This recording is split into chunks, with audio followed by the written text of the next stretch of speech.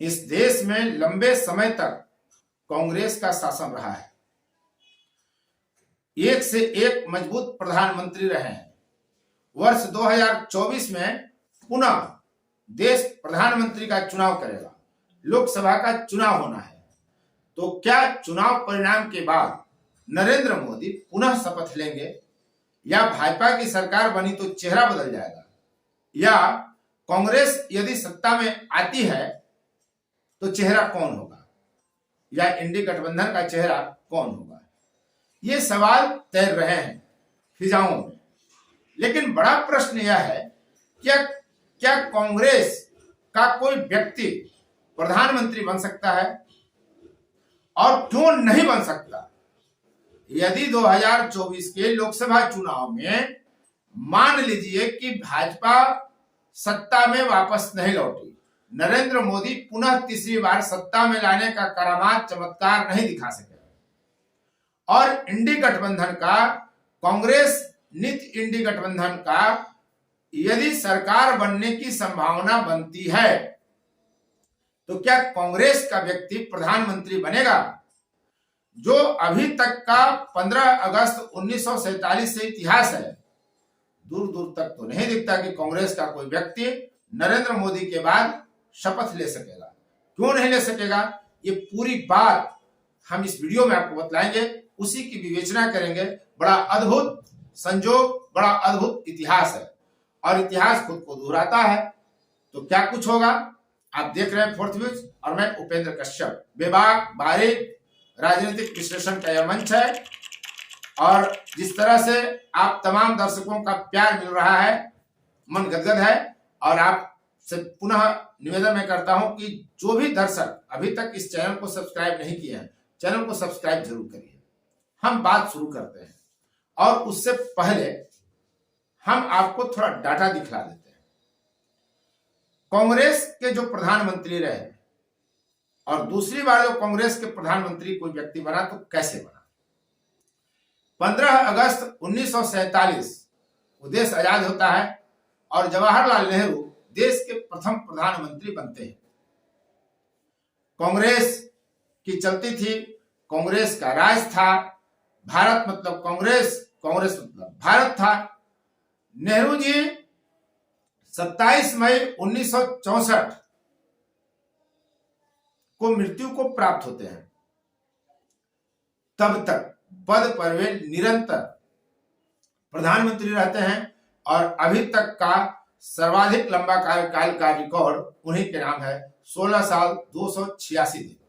27 मई 1964 को जब उनकी मृत्यु होती है, तब गुलजारीलाल नंदा देश के प्रधानमंत्री बनते हैं, लेकिन कार्यवाहक प्रधानमंत्री बनते हैं। 27 मई 1964 से 9 जून 1964 तक मात्र 13 दिन वे इस पद पर रहते हैं, और फिर कांग्रेस पार्टी जो है वो लाल बहादुर शास्त्री का प्रधानमंत्री के रूप में चयन करती है।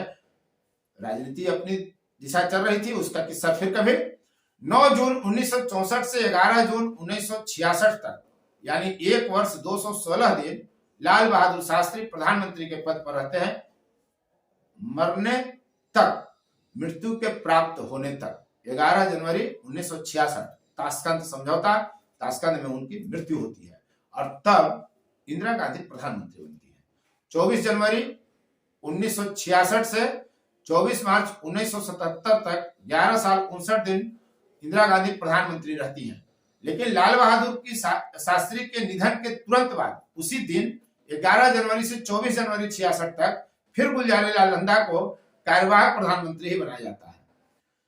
गुलजारीलाल नंदा के बाद इंदिरा गांधी प्रधानमंत्री बनते हैं। इससे पहले लाल बहादुर शास्त्री की मौत हो चुकी होती है। देश में पहली बार गैर कांग्रेस की सरकार बनती है। जनता पार्टी के मोरारजी देसाई 24 मार्च 1977 से 28 जुलाई 1979 तक प्रधानमंत्री रहते हैं, और फिर सत्ता बदलती है, और 28 जुलाई 1979 से 14 जनवरी 1980 तक जनता पार्टी के ही चौधरी चरण सिंह प्रधानमंत्री बनते हैं। ये दोनों कांग्रेस के नहीं हैं। फिर इंदिरा गांधी की वापसी होती है भारतीय सत्ता में, और वो भारतीय राष्ट्रीय कांग्रेस की ओर से फिर 14 जनवरी 1980 से 31 अक्टूबर 1984 तक प्रधानमंत्री रहती हैं। यानी 4 साल 291 दिन, अपनी हत्या के दिन तक वे प्रधानमंत्री थे। और जब उनकी मृत्यु हो जाती है तब इसी दिन 31 अक्टूबर 1984 को भारतीय राष्ट्रीय कांग्रेस की तरफ से राजीव गांधी को प्रधानमंत्री बनाया जाता है और वे 31 अक्टूबर 1984 से 2 दिसंबर 1989 यानी 5 साल 32 दिन देश के प्रधानमंत्री रहते हैं। 40 साल की उम्र में वो प्रधानमंत्री बनते हैं। इस देश के अब तक के सबसे युवा प्रधानमंत्री बनते हैं। श्री पेरुम्बदूर आपको याद होगा, जहां 21 मई 1991 को उनकी हत्या हो गई थी। दूसरे दिन 2 दिसंबर 1989 को उनकी हत्या होती है और विश्वनाथ प्रताप सिंह की सरकार बनती है 2 दिसंबर 1989 को, यानी जिस दिन राजीव गांधी की हत्या होती है। और वे 10 नवंबर 1990 तक प्रधानमंत्री के पद पर रहते हैं। लेकिन विश्वनाथ प्रताप सिंह कांग्रेस से निकल गए थे और वे जनता दल की तरफ से प्रधानमंत्री बने थे, जिन्होंने इस देश में मंडल कमीशन की अनुशंसाओं को लागू किया था। आपको याद होगा, मंडल मसीहा उन्हें कहा जाता है। उसके बाद 10 नवंबर 1990 से 21 जून 1991 तक चंद्रशेखर प्रधानमंत्री रहते हैं, वे भी जनता दल के हैं। अब फिर भारतीय राष्ट्रीय कांग्रेस की वापसी होती है, यानी राजीव गांधी की हत्या हो जाने के बाद ही पुनः फिर से कांग्रेस की सरकार बनती है और नरसिम्हा राव 21 जून 1991 से लेकर 16 मई 1996 तक देश के प्रधानमंत्री रहते हैं। और फिर भारतीय जनता पार्टी की सत्ता आती है और अटल बिहारी वाजपेयी 16 मई 1996 से 1 जून 1996 तक प्रधानमंत्री रहते हैं।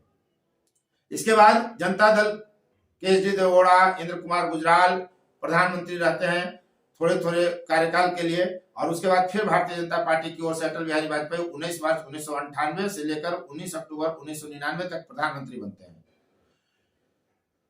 फिर अटल बिहारी वाजपेयी 19 अक्टूबर 1999 से 22 मई 2004 तक प्रधानमंत्री बनते हैं। और 22 मई 2004 को मनमोहन सिंह, भारतीय राष्ट्रीय कांग्रेस सत्ता में वापस लौटती है तो प्रधानमंत्री बनते हैं। लेकिन तब तक कांग्रेस का कोई भी पूर्व प्रधानमंत्री जीवित नहीं था। यही अद्भुत संजोग है। और मनमोहन सिंह दूसरी बार सत्ता संभालते हैं 22 मई 2009 से 17 मई 2004 तक प्रधानमंत्री रहते हैं। और फिर नरेंद्र मोदी 26 मई 2014 को प्रधानमंत्री का शपथ लेते हैं और अभी तक वो इसी पद पर हैं। यानी जो सिलसिला आप देखेंगे तो कांग्रेस का प्रधानमंत्री तभी कोई व्यक्ति बनता है जब पूर्व प्रधानमंत्री उसका जीवित नहीं रहा। अभी मनमोहन सिंह जीवित हैं, ईश्वर से लोगों की कामना होगी कि वे और जिए। किसी के मरने की दुआ तो कतई नहीं की जा सकती है। कांग्रेस के राह में क्या मनमोहन सिंह भी रोड़ा है? 2024 में लोकसभा का चुनाव होना है और मनमोहन सिंह अभी जीवित है। तो इतिहास और परंपराओं को अगर देखें तो कांग्रेस के व्यक्ति के प्रधानमंत्री बनने की संभावना न्यूनतम है। और इसी बात को लेकर सोशल मीडिया पर वीडियोज और चुटकुले कमेंट्स ढेर सारे मिल रहे हैं। यानी राहुल गांधी को प्रधानमंत्री बनने के लिए 2024 का नहीं 2029 चुनाव का इंतजार शायद करना पड़ेगा। मनमोहन सिंह के जीते जी राहुल गांधी प्रधानमंत्री नहीं बन सकते। मनमोहन सिंह स्वयं अब प्रधानमंत्री बनने की उम्र में नहीं रह गए हैं। कांग्रेस की स्थिति नाजुक है। तो आने वाले वक्त में कांग्रेस अगर मजबूत होकर उभरती भी है, इंडी गठबंधन अगर सत्ता गहने तक की संख्या प्राप्त भी कर लेती है, तो कांग्रेस का व्यक्ति प्रधानमंत्री बनेगा। इसको लेकर सोशल मीडिया पर यह संदेह व्यक्त किया जा रहा है, जो इतिहास और परंपराएं हैं उसके संदर्भ में। बहरहाल 2024 के लोकसभा चुनाव में क्या होगा, कौन जीतेगा, कौन प्रधानमंत्री बनेगा, इस पर हमारी नजर रहेगी। लेकिन यह एक अद्भुत संजोग था, एक विचित्र बात थी, जिसे लेकर हमने एक विश्लेषण किया। जब हमने सोशल मीडिया पर यह देखा कि लोग इस बात को लेकर प्रचारित कर रहे हैं कि मनमोहन सिंह के जीते जी राहुल गांधी या कांग्रेस का कोई व्यक्ति प्रधानमंत्री देश में नहीं बन सकता। क्यों नहीं बन सकता, इस वीडियो को देखकर आप समझ गए होंगे। इस वीडियो में अब तक बने रहने के लिए आपको बहुत बहुत धन्यवाद। आप देख रहे थे फोर्थ व्यूज, मैं उपेंद्र कश्यप। यदि चैनल को आपने सब्सक्राइब नहीं किया तो चैनल को सब्सक्राइब करिए, शेयर लाइक कमेंट जरूर करिए, ताकि आप जब हमें ताकत देते हैं तो आपकी आवाज को हम बुलंदी देते हैं। जय हिंद। फोर्थ व्यूज, चौथा विचार, बाकी फिर